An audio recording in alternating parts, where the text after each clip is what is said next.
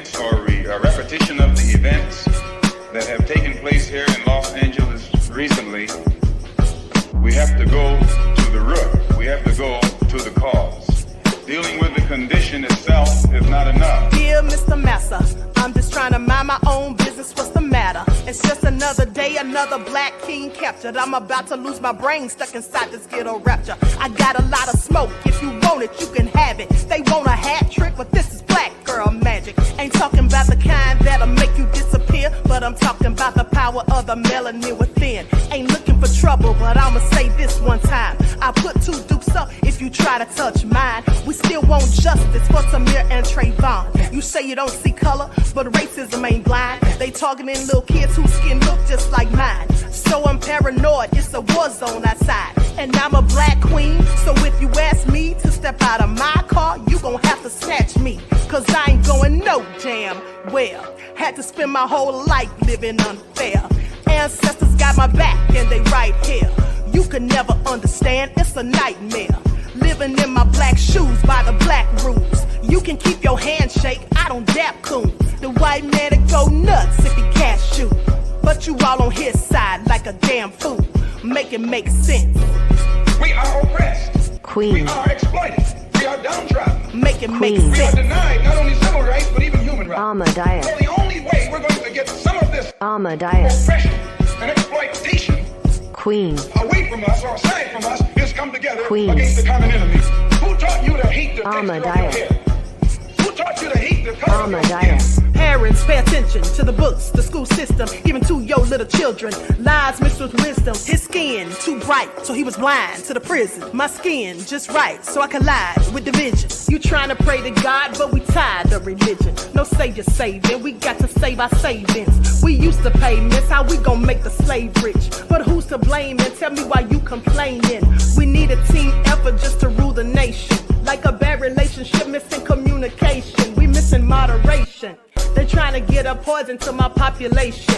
No reparations, I'm getting tired of Satan. We are oppressed. I'm Queen. getting tired of waiting. We are downtrodden. Queen. We are denied not only civil rights but even human rights. Ahmadiyyah. So the only way we're going to get some of this Ahmadiyyah. oppression and exploitation. Queen.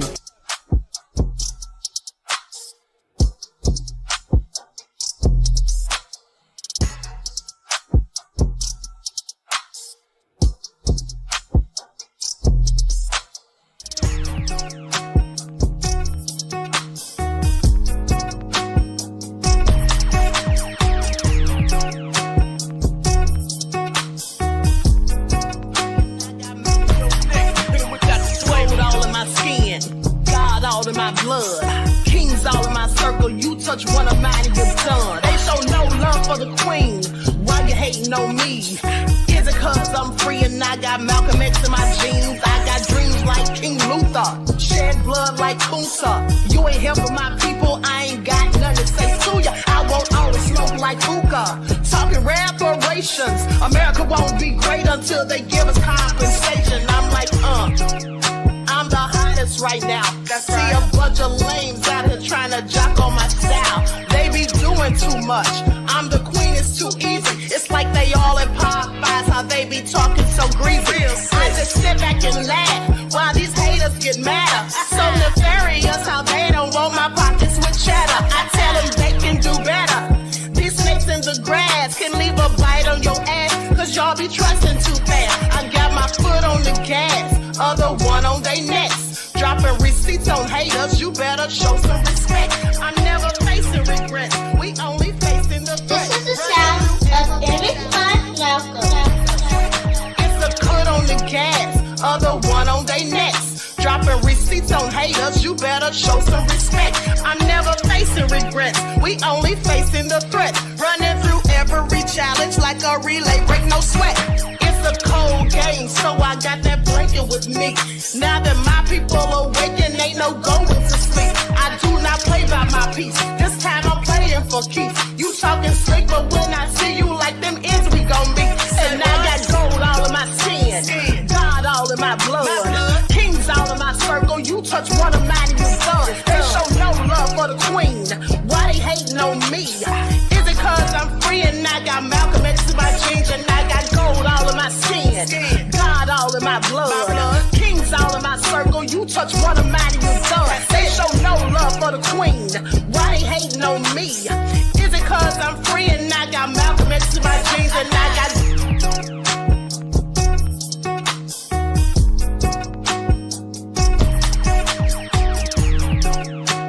This is the sound of Image Fun.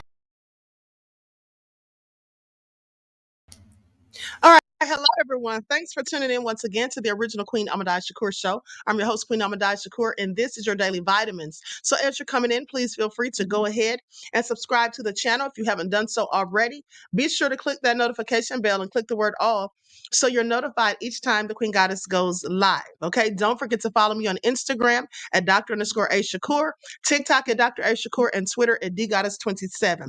And as per usual, if you don't like what the Queen is cooking, well, you already know what to do. Okay, so let's get into it. Everyone, please get those likes up. Thank you in advance. Okay, and so with that all being said, let's see who we have up in here. All right, the Prince of Paraphernalia is here. Okay, love her. Anita Harrell, Samantha, Jeff ATL, Deronda, Get the Chili. All right, Christine Jervis is here. Okay, Sweet D is in the house. Shout out to all of my loyal royals and shout out to my moderators putting in work and everyone tuned into the Queen. I see you, Nessie X, Jeff ATL. Okay, so get those likes up, beloveds. Remember, it doesn't cost you a single thing. All right, Khalid Harleem is here. Okay, so let's get it started. I see you, Antoinette. Let's get it all started because it is all nefarious as per usual. Okay, let's talk about it. So first and foremost, let's talk about this man who's a TikToker that murdered his therapist. Okay, let's get into it because this all sounds bad. I'm going to share my screen so you all can see this. Therapist was violently killed inside TikTok star Mr. Prada's apartment, according to the warrant. Okay, so we're about to get into this. I'm going to share my screen. Hey, 504 NOLA. Hello, Elder Baba Rashawn Live. Thank you for tuning in. Okay, so here we go.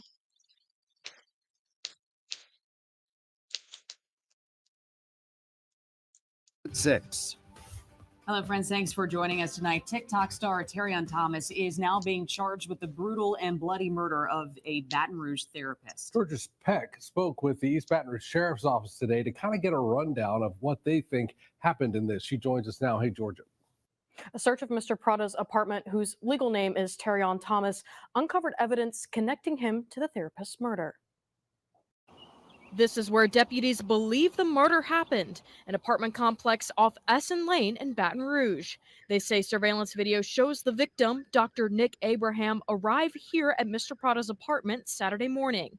But he never walked back out. We have a witness at the apartment complex that saw the suspect dragging what we now believe is the victim's body. Someone saw the body Sunday morning in Tangipahoa Parish, wrapped in a tarp and left alongside a highway. These photos were released Monday of a person of interest in the case. I'm bipolar. It turned out to be Terrion Thomas, the TikTok personality. Monday afternoon, Baton Rouge police say they spotted him driving the victim's stolen car along Sherwood Forest Boulevard. Witnesses tell us police had him stopped in this parking lot. He tried to back up, and when he realized he couldn't get out, he hopped up onto this curb and went through this breezeway. He drove through this way, crashing into this planter right here, and then made his way to the back parking lot. The wheel then fell off the car back here. He got out and ran through those buildings. The police chasing him with his gun out, move back. And watch closely here. A woman who saw it unfold shot this video of the driver, believed to be Mr. Prada, running off. When that information went out to everyone, we had family members that reached out and said, hey, he got a ride back to his apartment after the pursuit with BRPD, and somehow he got to the bus station. And from the bus station, he took the bus to Dallas, Texas. The U.S. Marshal Service arrested him in Dallas late Tuesday. When detectives searched his Baton Rouge apartment, they say they found evidence that a violent physical altercation happened there, including several sharp objects and weapons, plus a large amount of blood. With samples of that sent to the state crime lab Wednesday night, they got a match. We have a DNA match at the suspect's apartment for the victim. We do believe that that's possibly where the crime occurred. The East Baton Rouge Sheriff's Office says this investigation is still ongoing. We still do not have any answers on what the motive was here, but EBRSO says as of right now, there is no evidence that Mr. Prada was one of the therapist's clients. He's being brought back here for questioning, and of course, we'll keep you updated as we find out more. Guys. All right, Georgia, thank you. A lot of layers to this story as it continues to unfold. You can catch up and stay up to date with our coverage right now on WFB.com and the 9 News app. Okay, so that all sounds nefarious. And at the end of the day, they said that he may not have been one of the man's clients. Well, what was going on here? Because maybe the man was his lover. Okay, maybe the man was his lover. I'm just saying. TikTok star accused of murdering therapist whose blood was found in suspect's apartment. Now, Terrion Thomas, age 20, has been charged with second-degree murder and obstruction of justice in connection with the killing of 69-year-old William Nicholas Abraham. Now, then he goes by the name, don't be confused, his real name is Terrion Thomas, but he goes by the name of Mr. Prada 456 on his TikTok. Okay, he's been accused of killing the Louisiana therapist after authorities allege the victim's blood was found in his apartment. Terrion, age 20, has been charged with second-degree murder and obstruction of justice. Okay, so they say he was charged with second-degree murder and obstruction of justice in connection with the death of 69-year-old William Nicholas Abraham. Now, Thomas is currently being held in the Dallas County Jail in Texas, where he was booked on October the 1st on charges of unauthorized use of a vehicle, aggravated criminal damage to property, and resisting arrest. Online jail records give this information. They say it's unclear if Thomas has entered a plea to the charges or retained an attorney to speak on his behalf. Now, the charges came after Abraham's body was found by a passerby inside a tarp rolled up on the side of the highway in the Tangapahoa Parish on September 29th. Now, this is what the local sheriff's office says. Authorities noted that Abraham's death was a homicide caused by blunt force trauma. Now, according to an arrest warrant reviewed, they say Thomas was taken into custody September 30th in Texas after the police claimed that he was found driving Abraham's vehicle and tried to flee during a traffic stop. Authorities say the car ended up crashing into a parking lot. Now, the police have previously released images taken from a store surveillance camera by an individual believed by authorities to have been the last person driving Abraham's vehicle. Now, the person of interest wasn't named at the time, but police later allegedly identified Thomas as the driver, according to the warrant. So as the investigation continued, authorities executed a search warrant at Thomas's Baton Rouge apartment where they claimed they found evidence that indicated a violent physical altercation had occurred. Now, according to the warrant, authorities found blood inside the apartment that allegedly matched Abraham's DNA, along with multiple sharp objects and other weapons. Authorities say that. They also say that in the warrant, they say that Abraham was seen in surveillance video arriving at the apartment complex around 11 a.m. on September the 28th, wearing the same clothes he was found dead in the next day. This is all nefarious. Now, witnesses allegedly told authorities that they saw Thomas dragging an object wrapped in a blue-colored tarp. And mind you, they found his body wrapped in a tarp. Okay, so everything's adding up. After he was last seen alive on September the 28th, the witnesses added that Thomas allegedly appeared to be struggling while bringing the tarp down the stairs and then into what they claimed was Abraham's vehicle. According to the East Baton Rouge Sheriff's Office, the relationship between Thomas and Abraham is unclear, and there is no evidence to suggest that Thomas was a client of Abraham's. Now, according to his website, Abraham was a life coach and a licensed professional counselor and went by the moniker of Dr. Nick. And as for Thomas, Baton Rouge police confirmed that he is the same person who goes by the name Mr. Prada 456 on TikTok. The account has 3.9 million followers. Ooh, that's a lot. And has in his most recent video, it was posted September the 29th. So the day after he killed the man, this is all nefarious, okay? Because then he killed the man on the 28th. Hold on, let me just go back real quick and double check. Likes up, everyone. Please like and share. Thank you in advance. He was taken into custody on the 30th. Okay, the body was found on the 29th. And yet he was last seen alive on the 28th. So you mean to tell me that this man sat up here and did a whole TikTok after he done murked somebody? And so anyway, let me continue. So goes on to say, hold on. Okay. So anyway, according to the website, he was a life coach.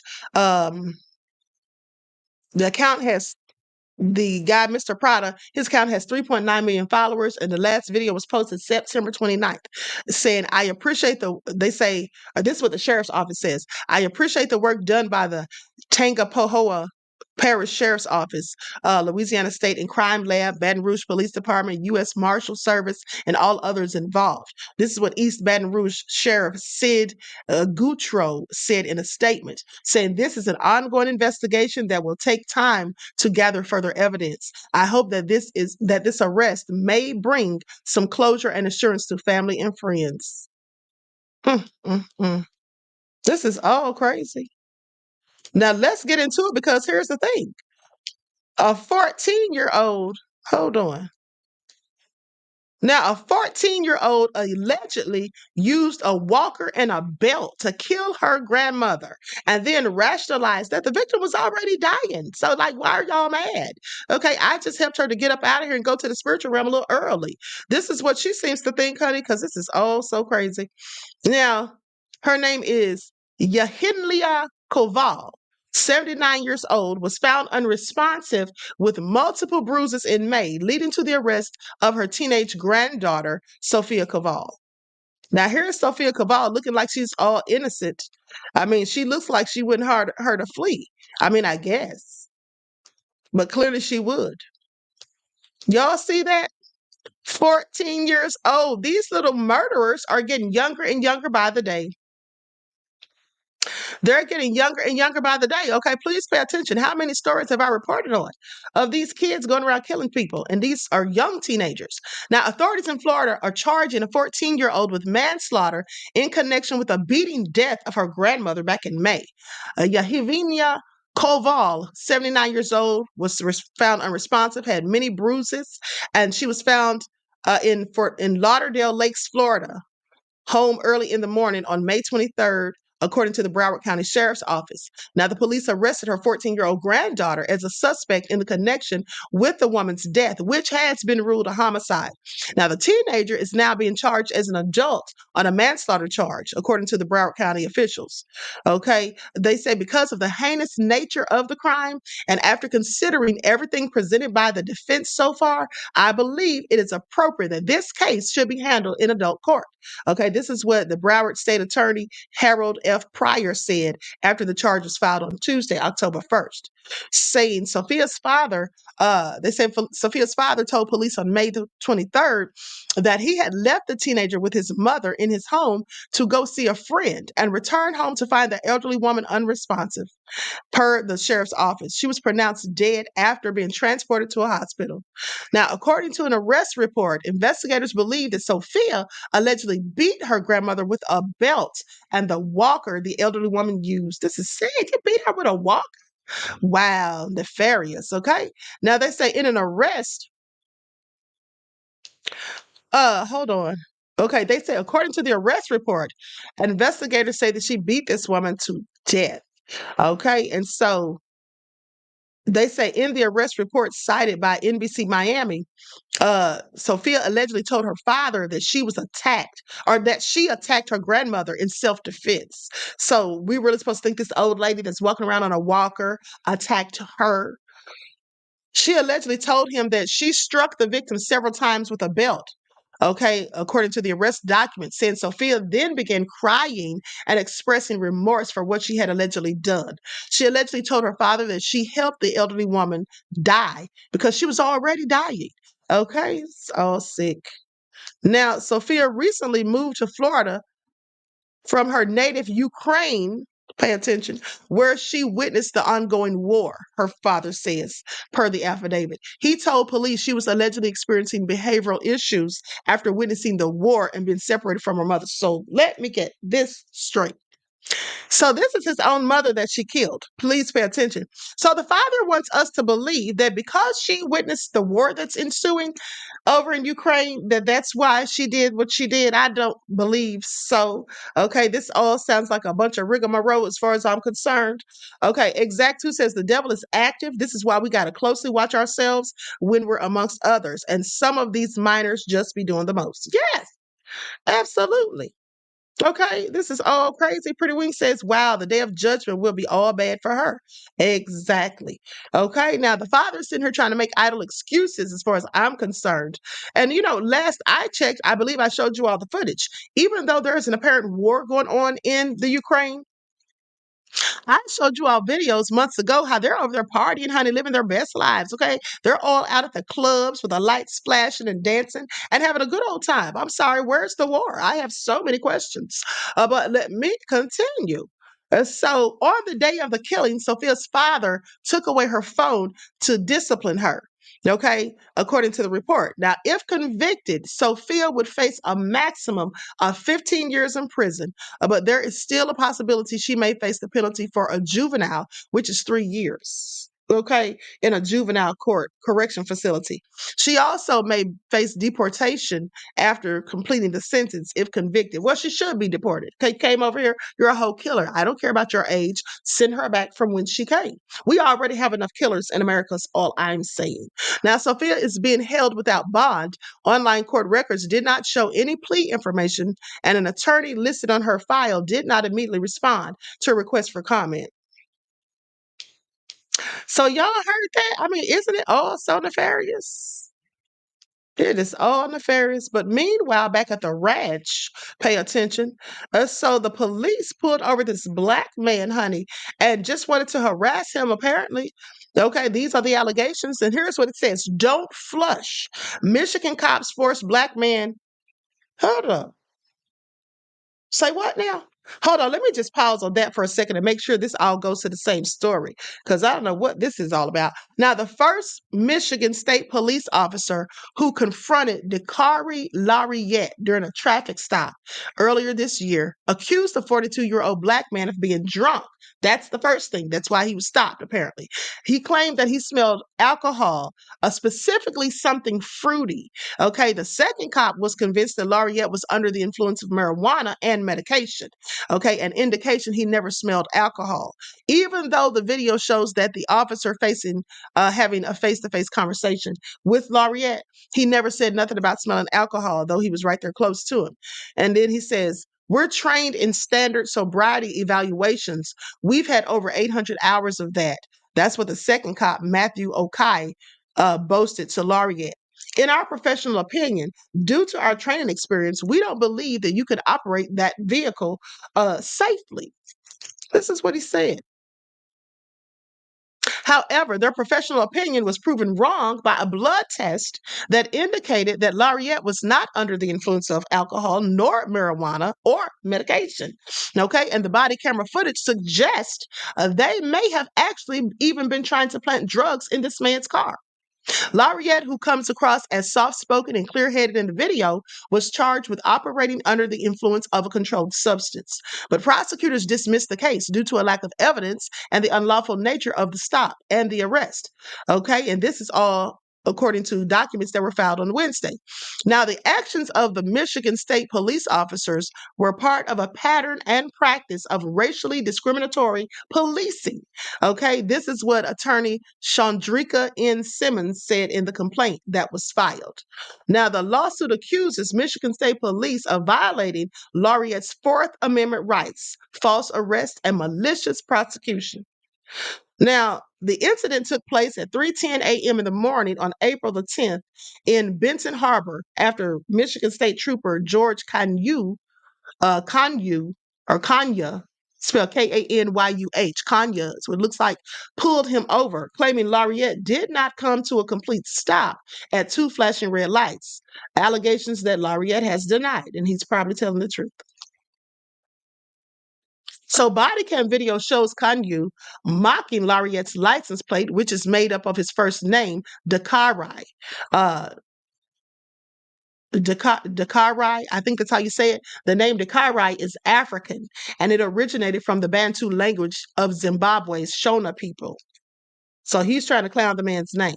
He says, "You've been drinking daiquiris. My goodness." This is what the officer tells his partner before stepping out of the car and engaging with Laureate. Kanya asks for Laureate's license. Now, I want y'all to pay attention. He's laughing at this young man's name, Dakarai, but his name is Kanya. That's his last name, Kanya. Okay, so anyway, I'm just saying that sounds different too, if that's what he's going by. So then he says, Kanya asks for Laureate's license, insurance, and registration, then asks if alcohol has impacted his ability to drive. And the man says no. "When was your last drink? Has it been at least 2 hours?" Kanya asked. Laureate said yes, but later in the video explains that it had been much longer than 2 hours while clarifying that he did, in fact, answer the question accurately. So the cop then says, "I can smell it on your breath." Okay, something fruity like, "What were you drinking?" "There's no alcohol in here," he responds. But Kanya orders him out of the car and has him do several field sobriety tests, which to the untrained eye, he appears to pass. But the cops claim that he made numerous mistakes. See, that's the same bullshit they pulled on me. Remember the story I told you guys when it was on Christmas Day and I was coming home from a Christmas party I had gone to? This was years ago. I remember I told you guys it was raining, it was cold as I don't know what, and I had on 6-inch heels. And so they made me get out of the car, and the cop wanted me to do a whole sobriety test. For what? I'm not even drunk. I don't drink. So then I had to take off my 6-inch heels, and it's pouring down, raining and cold. I'm standing there in my stocking feet taking the test. Now, clearly I passed the test, but the cop told me he couldn't tell. I can't tell if you passed it or not. So I'm going to call my boss over here, or not his boss. He said, "I'm going to call another officer over here because he's more trained in sobriety tests. And then I'll let him see if you really pass." Calls the other cop. Mind you, it took like 30 minutes for the cop to show up. So all this time I'm standing on the side of the road in stocking feet, no shoes, freezing cold and trembling. Okay. And when the other cop gets there, I take the same test and I pass. I mean, this is just all a way to harass people. It's just low down. Absolutely. Lillian X. Okay. All right. This is all such BS. So Prince of Perfidy says, "I remember Queen." Yes, honey, that's how they did the Queen. Now, and then at the end of the day, when I was talking slick, because y'all know I got a slick mouth, okay, and I know what I can and can't say as it pertains to the law. So I'm sitting there just talking slick and telling him that this is racial profiling at its finest. You didn't have any reason to keep me sitting here, standing out here all this time, and clearly you knew that I passed the sobriety test, okay, in the first place. You had even no reason or probable cause to even think that I was drunk in the slightest. Okay. And then he says to me, "Ma'am, I didn't give you a ticket." That's what he said. And I said, "Give me a ticket for what?" I said, "Let's not act like you did me a favor. You don't have any reason to give me a ticket." Okay. He could sit down somewhere, honey. The police be tripping. But anyway, and mind you, at the time of all of this, I was over in Cobb County. And you know what they say about Cobb County? You can get pulled over just for driving while black.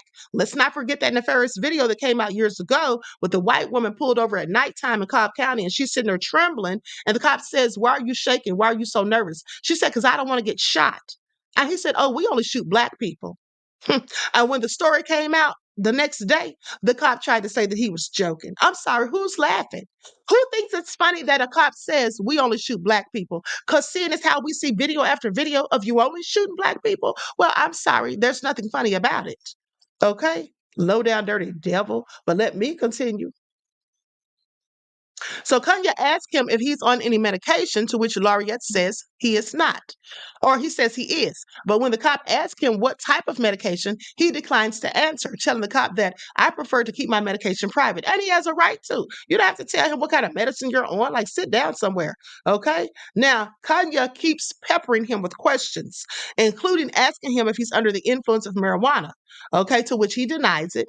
And that's when Kanya walked to his car and appeared to be searching for something that Laureate believed was a drug to plant in his vehicle. Now, the video even goes black for several seconds as he's searching this man's car. Why is the video going black, sir? Did you cut the camera off so you could hide something? Okay, then he says drugs. He's asking drugs. Okay, asked after walking up to Kenya as he's searching his patrol car.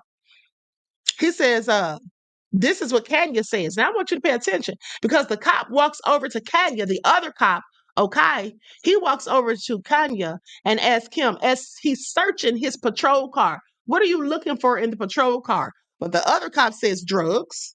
And then he says, I don't think I have any. I had a stash in here somewhere. I don't know where it's at. Huh? So he was looking for drugs to plant in this man's car. And you mean to tell me that the cops ride around with a stash of drugs? See, y'all got to pay attention. Let me tell you something, honey. If you are a black person, you need to be having a dash cam in your car because these police out here, they are dirty, okay? They are dirty. They don't care if you innocent or guilty, honey. They'll just make up charges. Let's not forget that officer who's so low down and nefarious that he said anytime he pulls black people over at a traffic stop, he tries to find something or plant something on them because he wants them to have felons so you can't get guns and you don't get to vote. Okay? Please pay attention. So anyway, the cops transported him to a local hospital to get his blood drawn. Now I want you all to pay attention. They didn't have any reason to transport this man to have his blood drawn. That's the same thing the cop threatened to do to me. He said, so, because I was on medication and I literally had the medication in my vehicle and he asked me what it was and I showed it to him. And then he's like, oh, so if I take this over to the hospital and get a toxicology report done, is it going to come back that this is narcotics? And I said, absolutely not. Okay, so anyway, they transported him to the hospital to get his blood drawn and then took him to jail. Okay, when he says that he was further humiliated, where he says he was further humiliated after cops conducted an x-ray scan of his stomach, okay, and claimed to have spotted evidence that he had smuggled drugs into the jail by ingesting them. Just making up a whole lie and scenario. This is all crazy. Saying it's clear that the troopers were planning to plant drugs in plaintiff's vehicle and implicate him in a drug crime as they also attempted at the jail, according to the lawsuit. Now, the cops were so desperate, they say, to find drugs in his system, they even wanted to examine his feces, according to the claims. An extremely humiliating moment occurred when I was forced to defecate publicly while Trooper Kanya yelled at me not to flush. So they sat there and watched this man take a dump. I just want y'all to pay attention and then told him don't flush. This is all crazy, honey. Now, at the end of the day, who does this? Who does any of it? Now, I'm going to show you just a bit of the body cam footage. I'm not going to show the whole thing because it's like 54 minutes. But I just want you all to see the foolishness. This is how they humiliate black people for no good reason other than being racist demons and devils. Okay, now that's just my opinion. This is all crazy, honey. You going to make somebody sit there and take a dump? While you sit there and watch and then tell them not to flush. Check my finger phone, please. Finger's gonna go sideways, same thing. Good. One more time. Good. See this line here?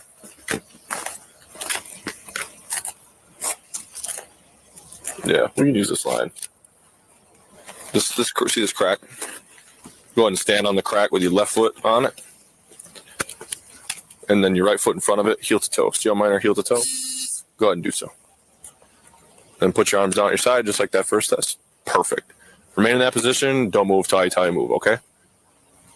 Is there any reason I couldn't do that? Okay.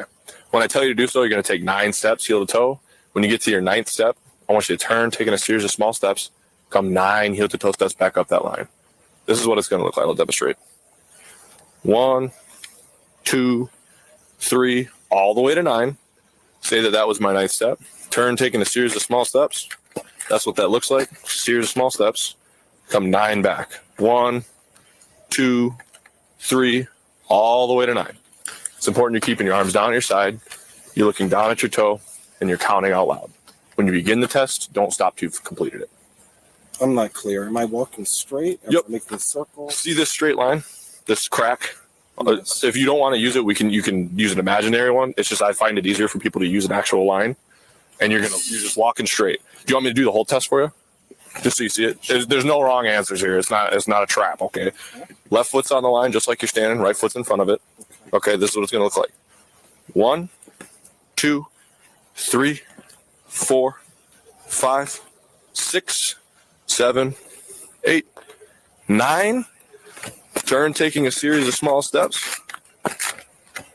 1, 2, 3, 4, 5, 6, 7, 8, 9. Each step, heel to toe, arms down at the side. You're looking down as you're counting out loud. Okay. Up the line 9, turn, taking a series of small steps. Back down the line 9. Okay. You understand those instructions? Yes. Okay. Is there any reason why you couldn't do that? I don't think so. Okay. I'll stand back here, and whenever you're ready, you may begin. 1, 2, 3, 4, 5, 7, 8, 9. 1, 2, 3, 4, 5, 6, 7, 8. Good. What's your highest level of education? I could tell with the Cadillac. So you know your alphabet? Okay, I'm not having you say it backwards. That's not a real thing. Can you say your alphabet starting at A as in Adam, stop at R as in Robert? A to R. Do you have that ability? Okay, go ahead and do so.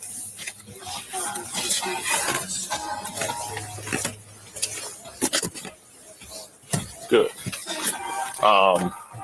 Starting at the number 99, can you count backwards from 99 to 81?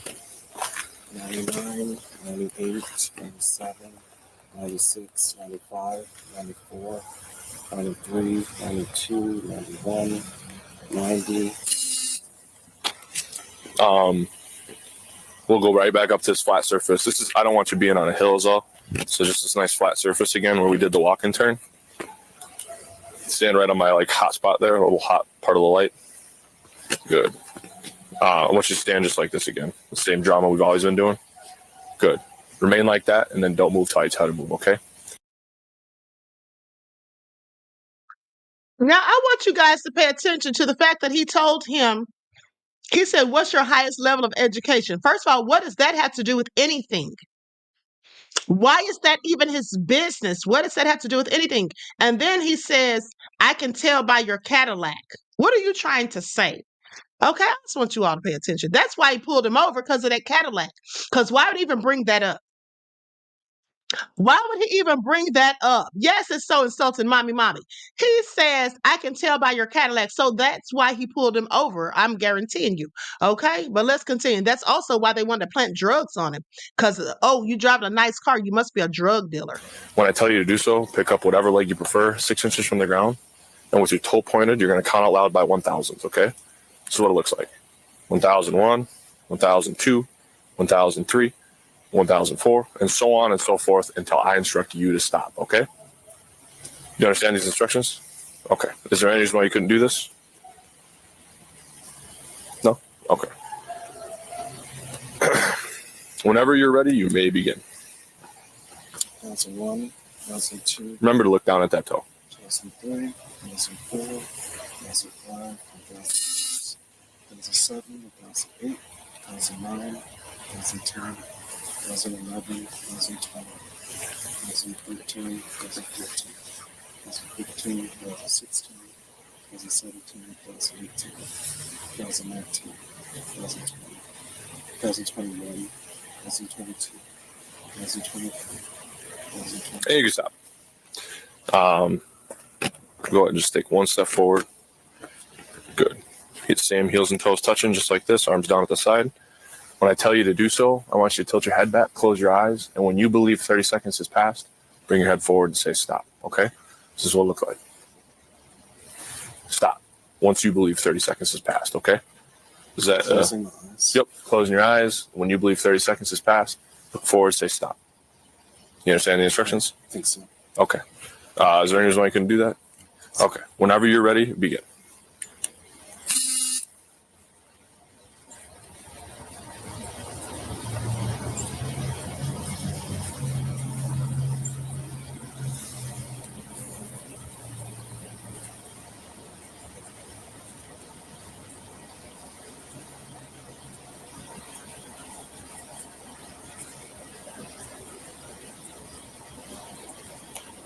How much time was that? About 30 seconds. And then how'd you get there? I'm sorry. Like, did you count 1, 2, 3? You didn't do like 1 Mississippi or anything like that? Yeah. Okay, so just like 1, 2, 3. Okay, cool. Just stay right like that. You're gonna keep your hands down to your side, and I'm gonna call out an arm. So if I say left, you're gonna take your left arm. This is the tip of your finger. This is the tip of your finger, and this is the pad of your finger. Okay, so there's a difference. I want you to take the tip of your finger, the tip, and touch the tip of your nose. Left, back, right, back down, right, back down, and so on and so forth until we've completed. Okay, so you're standing just like this. Same thing as the first test. So you take a medication that's prescribed to you that you take every day that you're on. Then let's say you have a drink, or you have some marijuana, or you have another medication. What it does, you never know how that reacts to those medications. So what my partner's seeing is signs that you're impaired, can't operate safely. It's his professional opinion that you can't operate safely, but that's not the end-all be-all. What that means is that he has to verify that you are off the road, you're not operating that vehicle. He's wanting to make sure that it doesn't cost you any money, because you don't need that. You've been nothing but complying with us. And then what will happen is, once we verify you're okay, what you go through is a process called detoxification. All that means is that you wait until whatever's in your body is out of your body, then you're good. There's no added charges. There's no costs and fines with anything he's doing today. It's just to verify that you're safe, your passenger's safe. And that's just a courtesy, because we appreciate you. And I know you're cool out here, you want to do all these evaluations, but we don't want anything to happen to you. And I don't want you to feel like you were mistreated by my partner in any way. If you do feel like you're mistreated, you file a complaint. I'll give you my business card, my badge number, his badge number, whatever you need. All we care about is your safety in the end. You get what I'm saying? I'm honestly, I'm just floored. I get it. And any questions you have, if you talk to me, I would like to get everyone's information, because I do feel harassed, and we'll get you that. There was no violation, and I'm fully capable of driving my car. I just drove from Cleveland. Okay. Well, like I said, we're trained in standardized physical sobriety evaluations. We've had over 800 hours of that. And let's say he's wrong. Let's say I'm wrong. Let's say that you are completely fine. In our professional opinion, due to our training experience, we don't believe you can operate that motor vehicle safely. So it's our job, as we sort of take an oath, to make sure that you get home and everybody else gets home safe. So we're not going to chance it. So today, what we're going to have to do is he'll allow you to park your vehicle, let your friend park your vehicle, whatever. We're not trying to cost you any money, but we do have to take you to the hospital, make sure you're okay, because the substances we believe you're taking with your medication, and then get the blood draw done. After the blood draw is done, you'll be detoxed and be free to go. So no thing is, we're not waiting for you to speak to your lawyer, and we'll make up this document that we have to read for you. So let's go.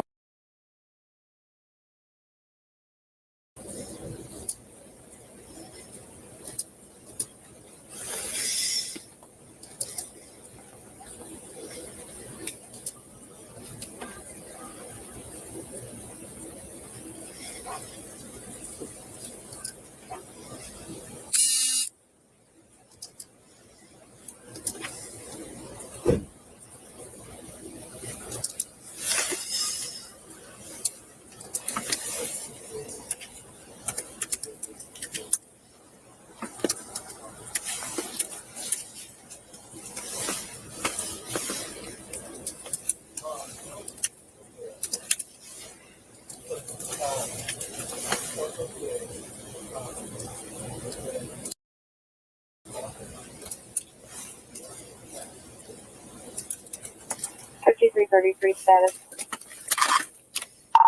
Good status. Sir.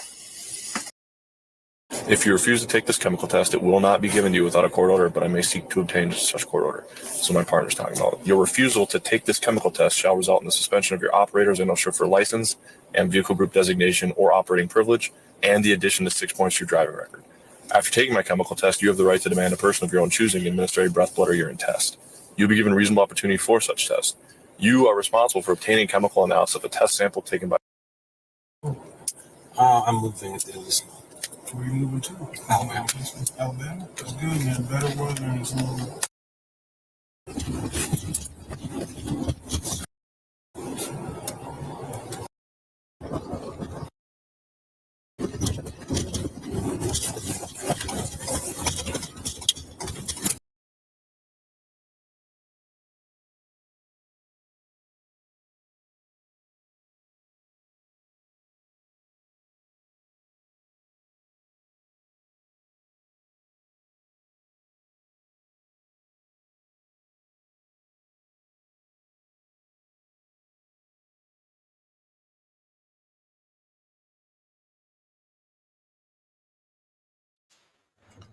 Sorry about that.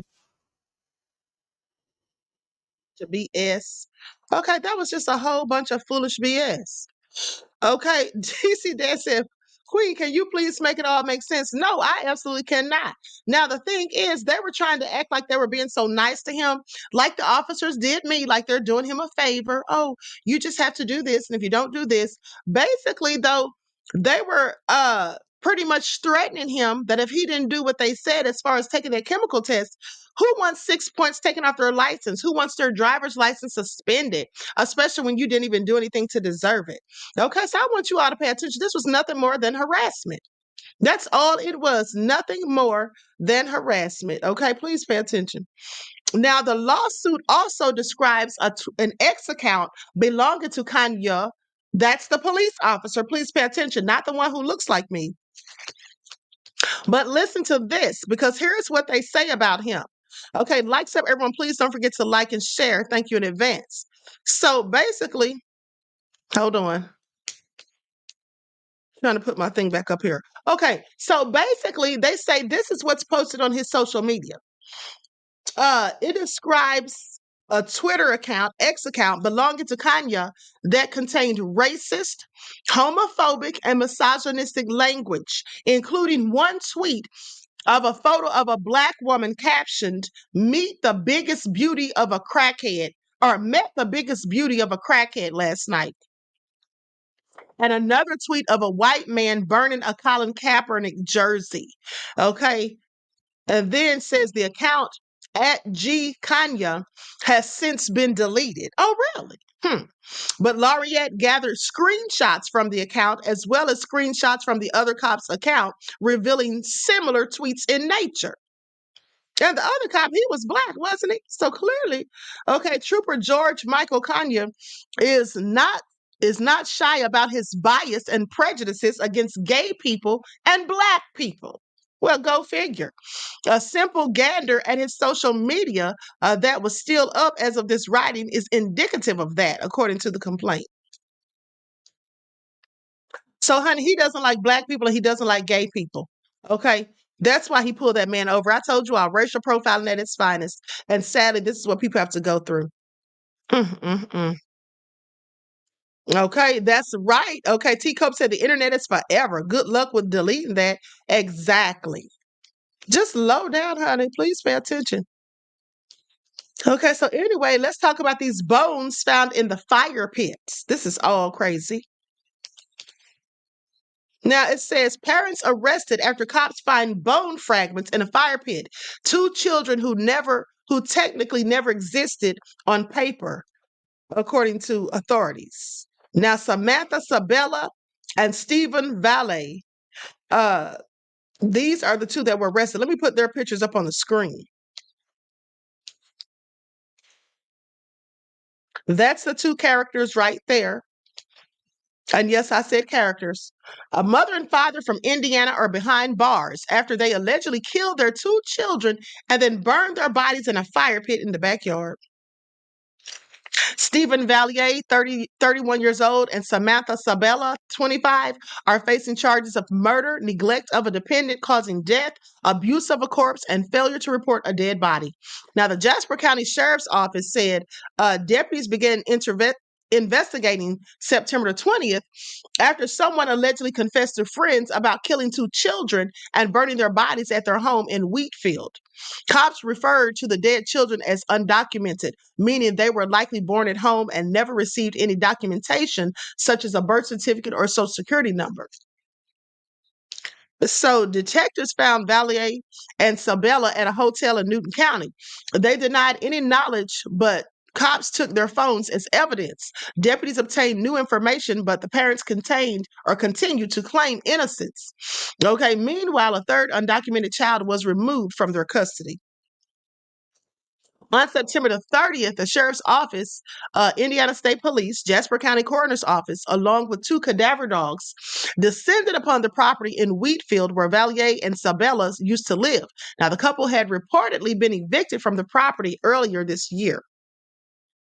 They say with the cooperation of the landowner and the current residents, the search began, and the cadaver dogs alerted to 3 separate locations on the property. A preliminary search at these locations uncovered partial bone fragments, according to the deputies. They say the cops took the bone fragments to a specialist in Indianapolis for testing to determine if they were of an infant or an animal. Now, the bones were determined to be human, according to the sheriff's office. Investigators once again interviewed Valier and Sabella on Thursday, where new information came to light.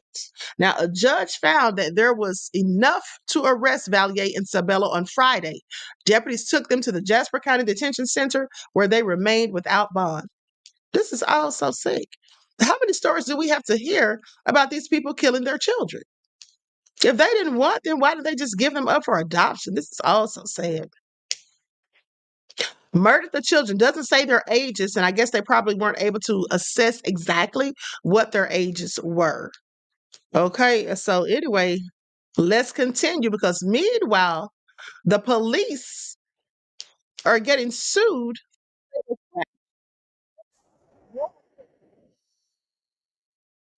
$100 million. Okay, so let's go to the press conference. Sued for $100 million. Like, sub, everyone, please like and share. Thank you in advance. Here we go. Today, we announce the filing of a $100 million lawsuit against Warren and the 2 police officers that were involved in this crash and took 2 loved members of our community, DeJuan and Cedric. The lawsuit was filed on Friday in the Macomb County Circuit Court. It's a state court action. There are 3 counts. The first count involves negligence, gross negligence, and wanton and willful misconduct. Can you all hear this? Can you all hear the video? Once in the chat, if you guys can hear the video, okay. Once in the chat, if you guys can hear the video, okay.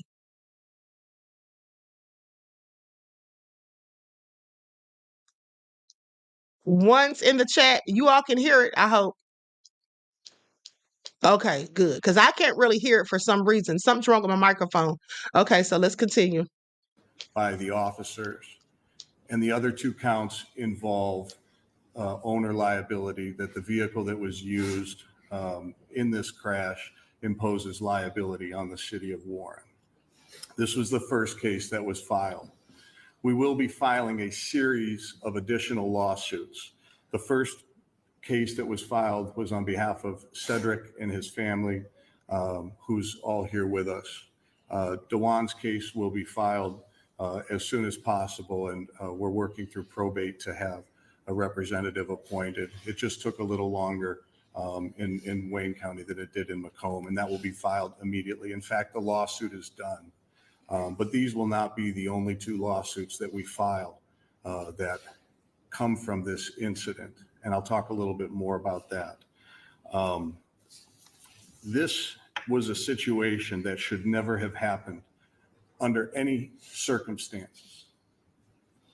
The vehicle, the Warren police vehicle, was traveling at a rate of what we believe to be over 100 miles an hour at the time of the impact. Since we were contacted by the family, we have conducted an extensive investigation, but there is still very much left unanswered, and we will be getting answers to the family as soon as we can. We'll be getting answers as to exactly what these officers were doing, what was going through their mind. And we've all driven vehicles before, and we all make decisions to apply a brake, or we make decisions to apply pressure to the accelerator. I believe that through this investigation, we are going to see nothing less than 100% application of acceleration for well over 5 seconds before the crash. And how do I know this? When we get all of the records, there will be an electronic data recorder, an EDR. We've heard of them called black boxes. And these devices record exactly what was happening for the 5 seconds prior to the crash. We're going to know exactly how fast they were going.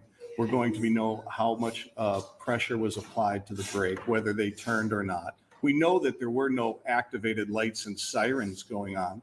And even then, the officers still have an obligation under Michigan law to drive with due care and caution. This was reckless. This was senseless. And these men should be here with their families, not in front of you, not with me. And these men should be here. But this is what we're dealt with. And we're here for justice for Cedric and DeJuan.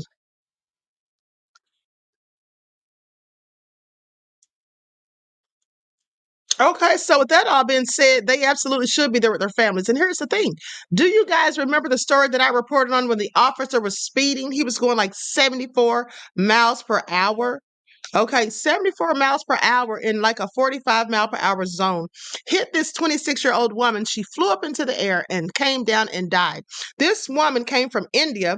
She was East Indian and she came here to better herself and get an education and to help take care of her mother. And just imagine the mother finding this all out. All because a police officer who wasn't even supposed to be speeding in the first place. Okay, he had no business speeding, no sirens on or anything, and then just took that woman's life. It's just a darn shame. And I hope they get every penny that they're suing for, the whole 100 million. Okay, but now let's talk about this because an investigator broke into a home. Investigator of the year broke into a home where a resident shot and killed him. Please pay attention. Now, here's his picture right here. Likes up, everyone, please like and share. First of all, you're a whole investigator, and you were, in fact, investigator of the year. That's him. What's he doing breaking into a house? I have several questions, honey. These police are getting out of pocket like a pistol at a robbery. Okay? So it goes on to say that a break-in suspect who was fatally shot and killed by a homeowner on Friday is reportedly a police officer for the Atlanta Police Department, honey.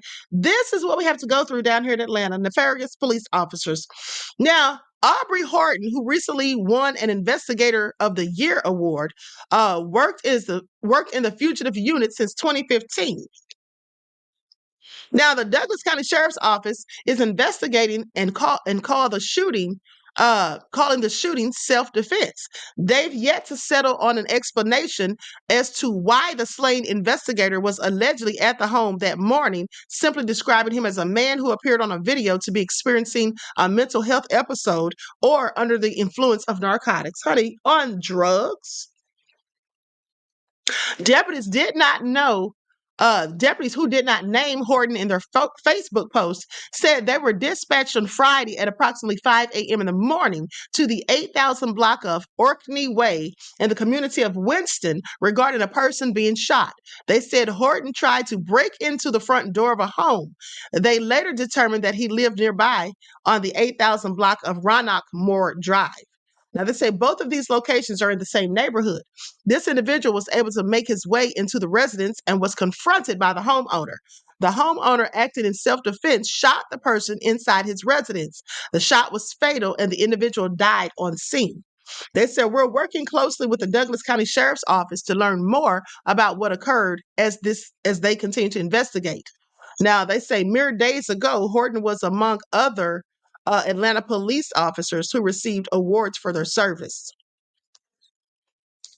Maybe he had mental health issues. I don't know. But on Tuesday, September the 24th, the Atlanta Police Foundation hosted the 20th Annual Crime is Toast Awards. It was an extraordinary moment for our dedicated officers, civilians, and community members as we celebrated their unwavering commitment to our beloved city. This is what the police wrote in the post. So this man was breaking in somebody's house and got shot. Now, they said perhaps he was on drugs or had mental health issues. I'm going to say that it was possibly drugs because they do evaluate them have them psych evaled, have those done to make sure they don't have mental health issues. So I don't think that was likely the case. RG Titan said these cops just think they can do whatever they want to do. Shaking my head. Pretty Wing says, whose house was it? Did he know the homeowners? I don't know, beloved. I don't think he did because that's why the homeowners shot him and killed him. Thought he was a burglar, which clearly he was if he broke in, right? Jay Gray said he broke in the morning, probably thinking no one was home. Like 5 in the morning, right? Denise King said he knew before entering anything could have happened to him. I don't know what he was thinking. This just all sounds real strange. All sounds real strange. Likes up, everyone, please like and share. Now let's talk about it because I'm about to show you all a video of how this guy, who I'm friends with on TikTok, talked about the man. Remember, I told you guys about the man. As a matter of fact, you all told me. Somebody put it in the chat days ago about the man who went to try to help the hurricane victims, and he was in his own plane and how they threatened to arrest him. Okay, so this guy did a video about it. Prophet PI. Here we go.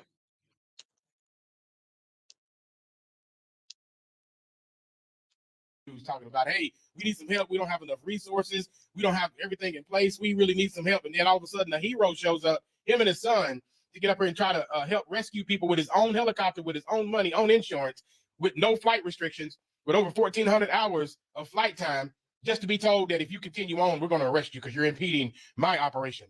That's ego. This hurricane has been horrific. It's been real bad. There's a lot of people out there that are still stranded. People have lost their lives.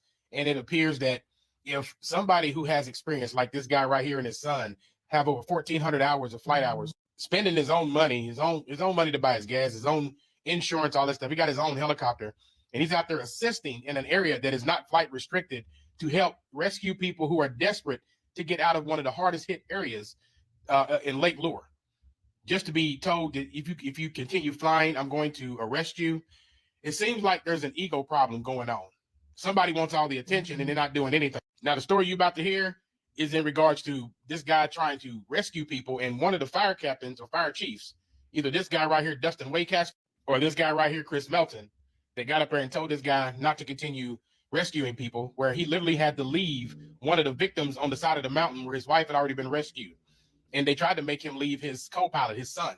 It's a long post, but she's saying that her kids and family and animals are trapped. No way out, no supplies, and the only way in or out is accessible by helicopter. Limited cell service and no water since Friday morning. I thought I have a helicopter and maybe I can help. Jordan C0ps piled food and water into its helicopter Saturday and headed up toward Banner Elk, the only way through a mountain gap in Lake Lure. This is the mountain valley that you would have to fly to get to Black Mountain, where we were escorting people out. This is a mountain range, and this is a mountain range. The only place to fly through with bad visibility, low cloud coverage, is Lake Lure. The cries for help from people stranded without food, water, or electricity hit social media soon after the flooding last Friday. But my parents are stuck there. Their address is around. They are in the first condo. If you receive this, please give me a call back. Thank you. C0ps' phone started lighting up on Saturday with people begging for help. I can hear the desperation in her voice. This is multiple phone calls I've received like this, voicemails, text messages, and you can hear people desperate for help. C0ps and his son rescued 4 people on Saturday and spent the night in a nearby pilot's lounge, then decided to fly again Sunday morning. I spoke with my son, which is my co-pilot. I said, hey, you want to go back out and try to help today? And his response was, there's so many messages, I don't think we can't not go help. C0ps and his son were headed up to Black Mountain. Flight tracking shows no flight restrictions in place Saturday or Sunday morning when C0ps flew through the Lake Lure Gap. But that was all about to change. The C0ps spotted an older couple waiting for help, then landed in what's left of their driveway. I want you to let me get in. You step out and go out. Help her in. Put her bag in the back. Get her strapped in. I'm going to take her now. I'll go back. I'll take him. I'll go back, and then I'll get you, okay? I originally left my son, co-pilot, on the side of the mountain. It was kind of unstable, so I didn't want to put more weight in the helicopter to lift back off. So I left my son with the other victim, and I was just going to take one person down at the time. And you could hear me in the video talking through with the victims and with my son what we were going to do. 3 minutes away, C0ps spotted a group of rescuers just down the river. He landed and found someone in charge. Told him my background experience, law enforcement, firefighting, pilot. He immediately started helping with coordination. He gave me radio frequencies to coordinate with them on, set up a landing area for me to come back with the other victim. And in the middle of the whole conversation and then blocking the road off, I was greeted by the, at that time I didn't know, but Lake Lure fire chief or assistant chief maybe, and he shut down the whole operation. So at that point, I felt like the conversation wasn't going any further. And again, he asked me to leave, and I said, hey, I have no problem getting out of your area. If that's what you want us to do, we'll leave, no issue.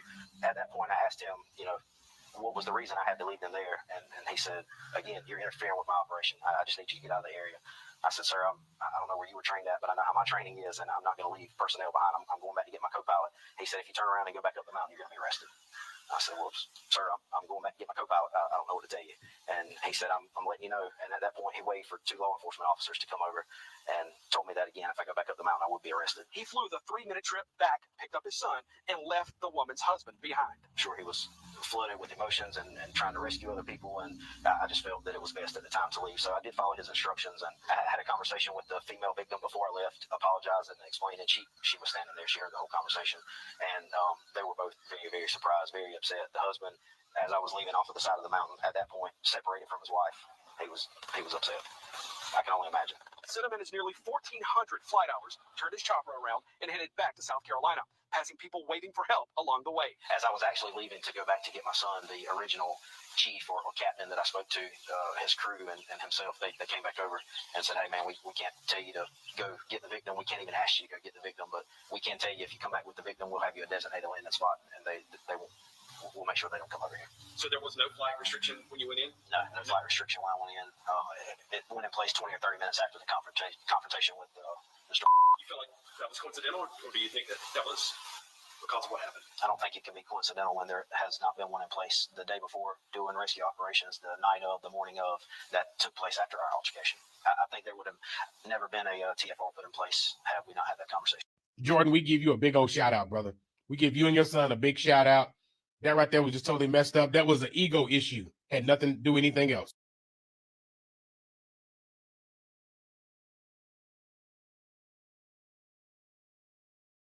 I don't think it was an ego issue. I think they don't want those people to get help. That's what it seems like to me. Damn your ego when people's lives are at stake. Okay, and like he said, shout out to the man and his son for being brave enough to go there and try to help people, like only to get turned around and refused and threatened with arrest. Then to boot, they try to make him leave his son. This is all so darn crazy. This is really ticking me off, but hold on. Because there's more, and I want you all to pay attention because there is another hurricane coming, Hurricane Milton. How's this going to turn out? This is all crazy, okay? So let's get into it because, first of all, we have Laura Trump. She came out and had some things to say. So let's get into it.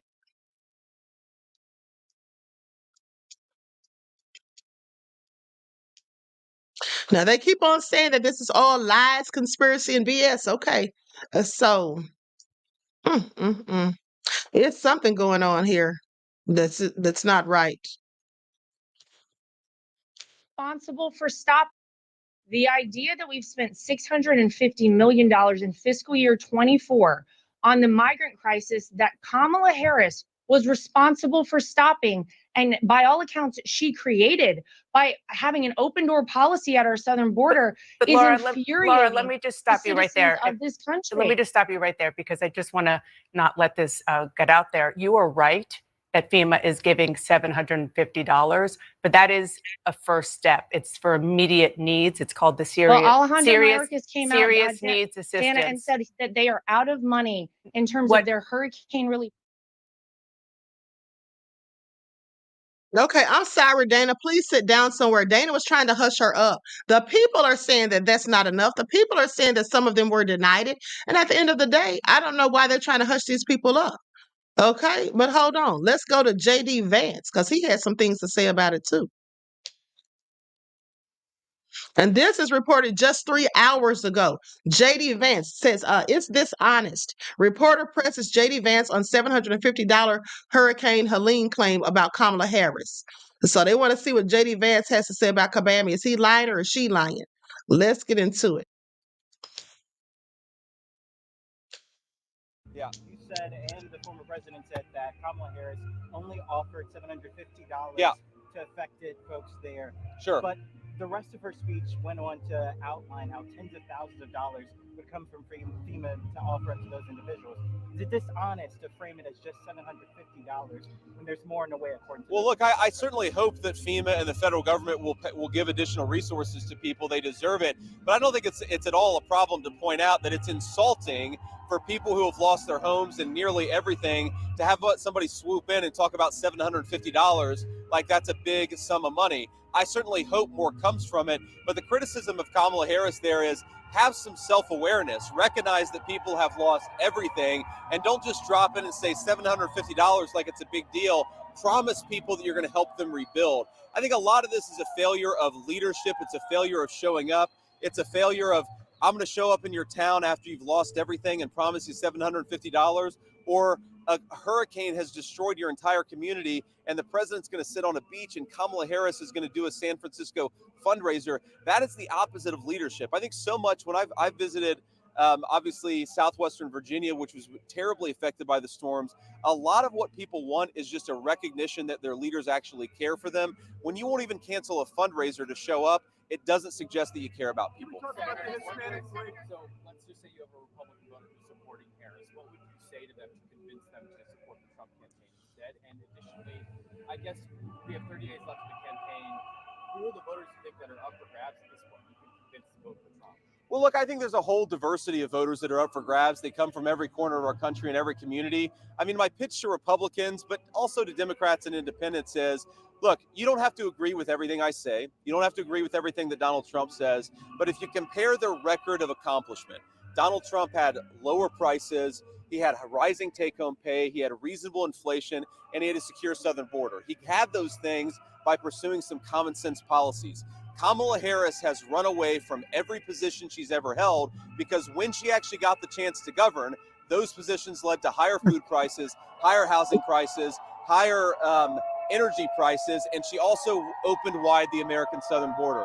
The country can do so much better with better leadership. And unlike most elections, you actually have a contrast between Kamala Harris's record and Donald Trump's record. Donald Trump's record was one that we're proud of. He's got the plans to get the country back on track. And I think the American dream is accessible. It really is accessible to people, but only if we fix the broken leadership of Kamala Harris. Yes, ma'am. If you're happy and you know.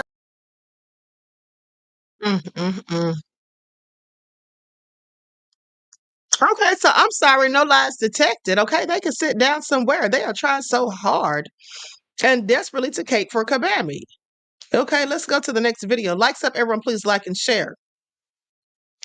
Because JD Vance said this is incompetence of the highest order. Now, that's what he was saying about Israel. Okay, and I want you all to pay attention. Hold on, is this a White House briefing? Let's get to this and see what they're talking about. Hold on, beloveds. We're right on time. White House briefing just started. Let's hear what they got to say. Let's hear what they're talking about.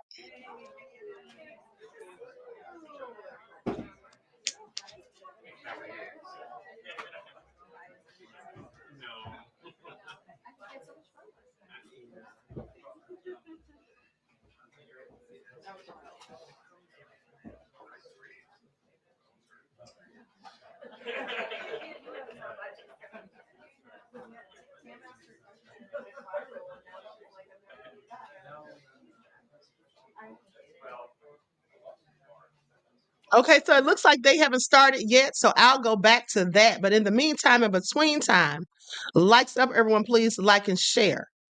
Okay, hold on here. Let me pull this up real quick. Okay, so with that all being said, let's go to this woman. Oh, here we go. Here we go. All right, hold on. Let's go back to the share. Here comes Corinne Jean-Pierre.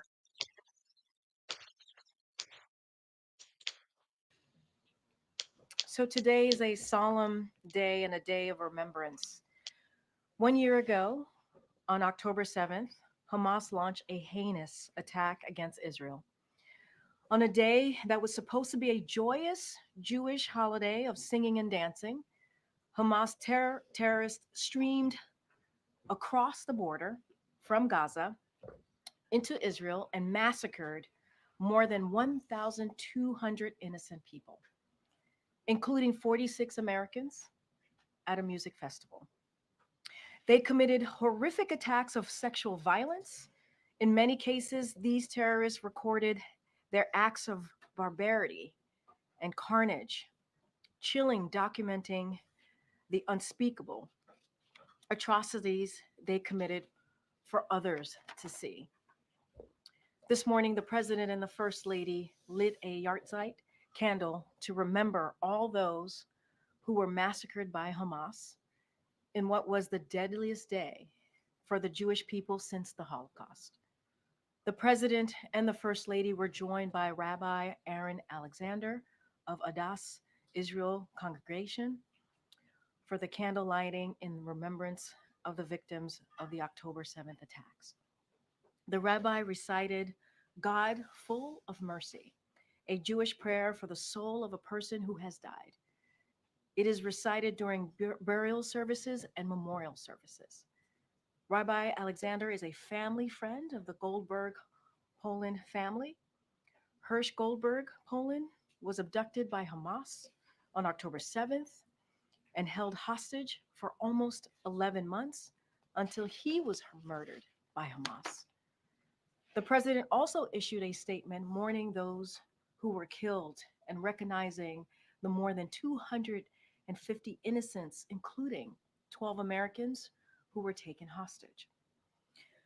The president has met with many of their families and grieved with them. As he said this morning, they have been through hell. So many families have lost loved ones on October 7th and will never be the same.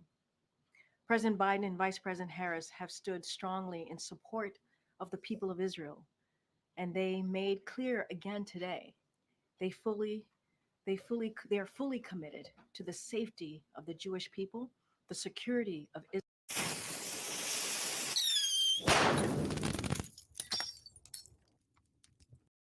Do you know what's really fun? Making a website on.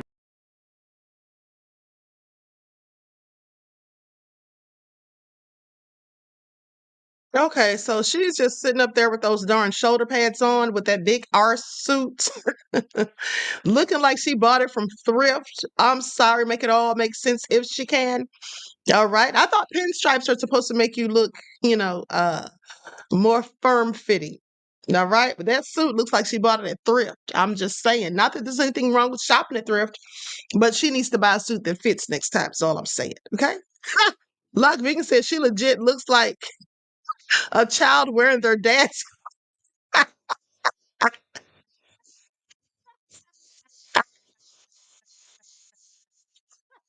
Says she legit looks like a child wearing their dad's blazer. About damn time said, Queen, you silly. TC Dan said, bless her heart. This is all crazy. Why was she wearing that big RS vest? I mean, jacket. Okay, with that shirt that didn't even look like it belonged with it. This is all crazy, honey. Please pay attention. I absolutely cannot with Corinne Jean-Pierre. Okay. But so anyway, let's go to this woman because you all, there are some black women who make, Booker's DC says she ain't black.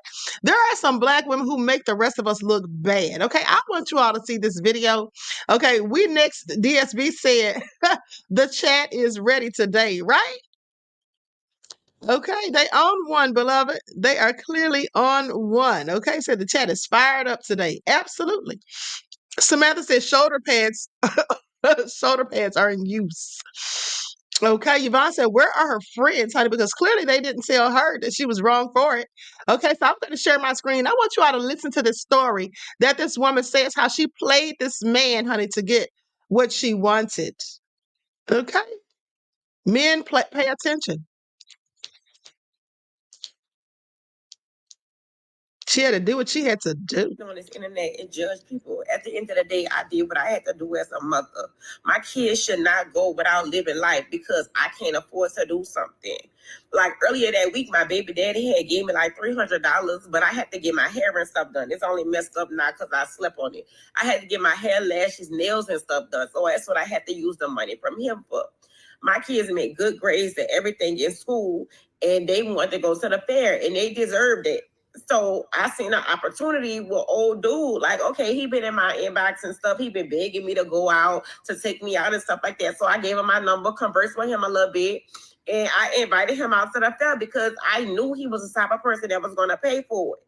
So all I did was do what I had to do as a mama to make sure my kids can enjoy themselves. So I don't care how y'all look at me and how y'all judge me. I am a damn good mother. It's a lot of moms that wouldn't even do what I do to make my kids happy. I am a good mom.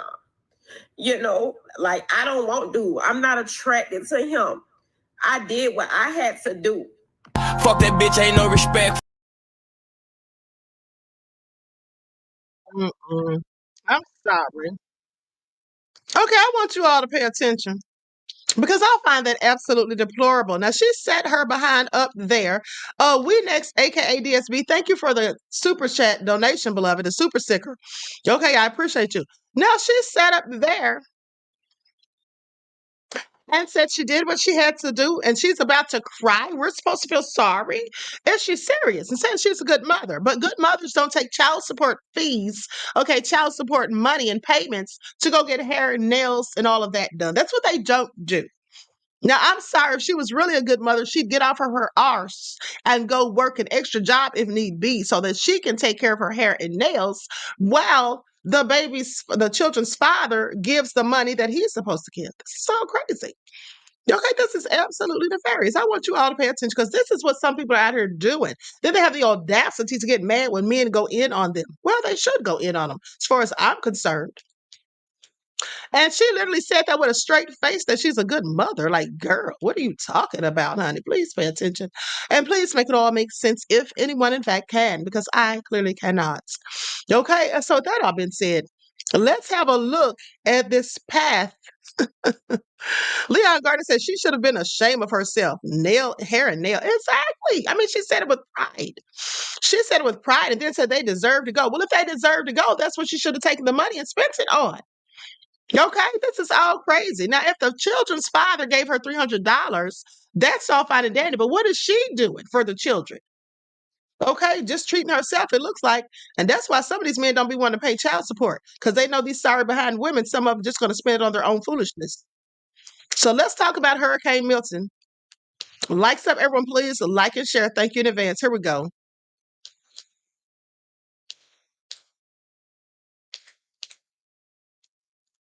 Update for you on Hurricane Milton. It just strengthened to a Category 4 storm along Florida's Gulf Coast. That means it could bring with it catastrophic damage, according to the Weather Service. If it hits at this strength, the area it comes in contact with may be uninhabitable for weeks. And of course, this is happening after the wrath of Helene less than 2 weeks ago. Hurricane Milton expected to make landfall Wednesday. Tampa Airport already suspending flights starting tomorrow morning. And this morning, Florida Governor Ron DeSantis said emergency services are actually trying to ramp up as they complete cleanup efforts from Helene. He says that's critical before Milton arrives. We had a lot of debris left from Hurricane Helene on Florida's Gulf Coast. That creates a huge hazard if you have a major hurricane hit in that area this week. CBS News correspondent Christian Benavidez joins us from Tampa, Florida. Pressure mounting, Chris, to speed up the clean effort after Helene. But how is that possible since folks are already doing as much as they can? Errol, it is just so absolutely challenging, and I want to give you a sense of how folks here in the Tampa Bay area are preparing. We're in St. Petersburg, and take a look at the line. We've got folks here that are waiting to pick up sandbags. I spoke to one man who said that he was in line for about 2 hours before getting to this point where he was able to actually grab some sandbags. He's in a Zone A evacuation zone, and they're already being told that they're likely to be evacuated. In fact, the evacuations here could reach up to Zone C. At this point, people are just sort of preparing for what could potentially happen. Keep this in mind that the Tampa Bay area has not had a major hurricane make a direct landfall since 1921. That's over 100 years ago, so it's truly something that would be untested for this area. Just around the corner from here, about 10 minutes away, we were in a neighborhood that was just that had about 6 feet of storm surge. 80% of the homes there were flooded, and people's belongings are just out on the street. There is so much concern, of course, about that debris as well, the potential for that debris to go flying and for it to clog up the storm drains as Hurricane Milton is barreling this way.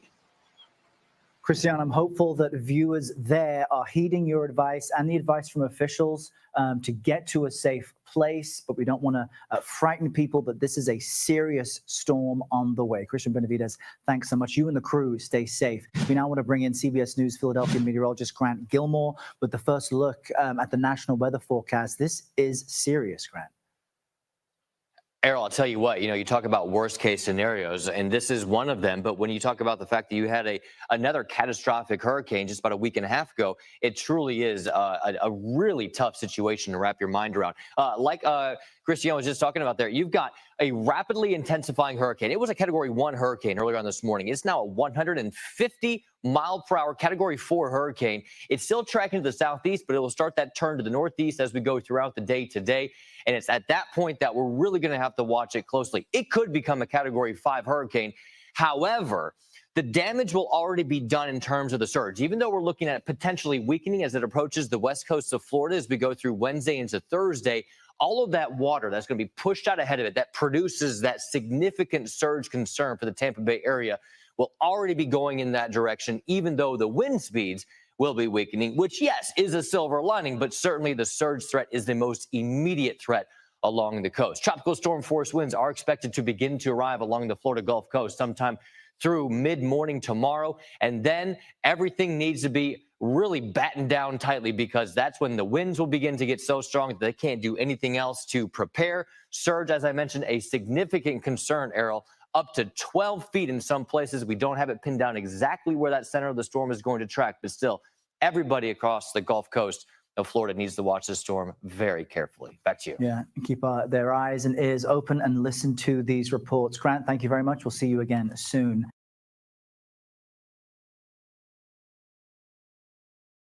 Okay, so you all heard that. So another hurricane. Now let's see how they're going to handle this one. Are they going to have disaster relief funds? What are they going to be doing? And then, Dana Bash tried to say that the $750 they were giving people is just like the first start. Okay, even if it is the first start, what are they going to do with $750? Okay, when these people have literally lost everything, this is all real crazy. Right? And so, with that all been said, everyone please get the likes up. Please like and share. Thank you in advance. Okay, each one teach one. Listen, I'm about to conclude this broadcast. Hold on. Let me see if I have any more comments. We Next, aka DSB, says, I suggest everyone get out the way. Don't listen to lamestream news. Okay, because they are clearly not telling the whole truth. April said it's coming our way. Okay, so prayers for you, beloved. Prayers for anybody that's going to be impacted by this next hurricane that's coming through.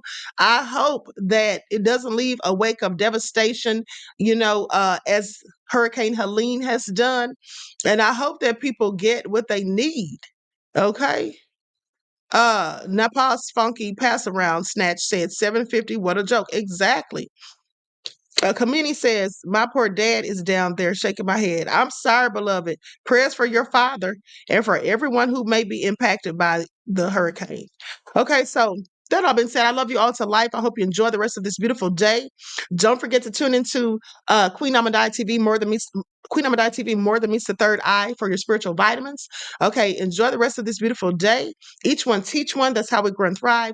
Do something productive, constructive, but never destructive. And always remember, beloveds, to keep the Most High first in your lives. Peace.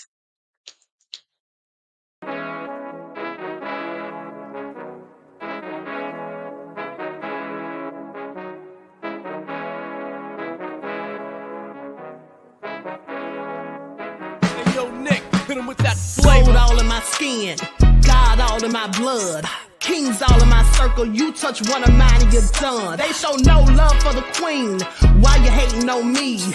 Is it cause I'm free and I got Malcolm X in my jeans? I got dreams like King Luther, shed blood like Kunta. You ain't helping my people, I ain't got nothing to say to ya. I want all the smoke like hookah. Talking reparations, America won't be great until they give us compensation. I'm like, I'm the hottest right now. See a bunch of lames out here trying to jock on my style. They be doing too much. I'm the queen, it's too easy. It's like like they all at Popeyes, how they be talking so greasy. I just sit back and laugh while these haters get madder. So nefarious how they don't want my pockets with cheddar. I tell them they can do better.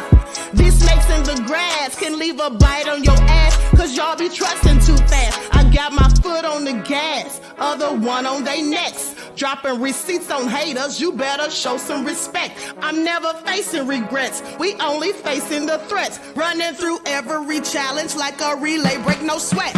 It's a cold game, so I got that blanket with me.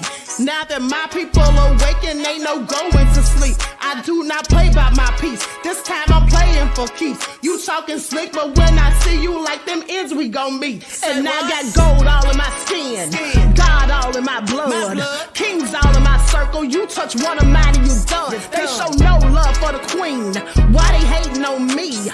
Is it cause I'm free and I got Malcolm X in my jeans and I got gold all in my skin, God all in my blood, kings all in my circle. You touch one of mine and you done. They show no love for the queen, why they hating on me?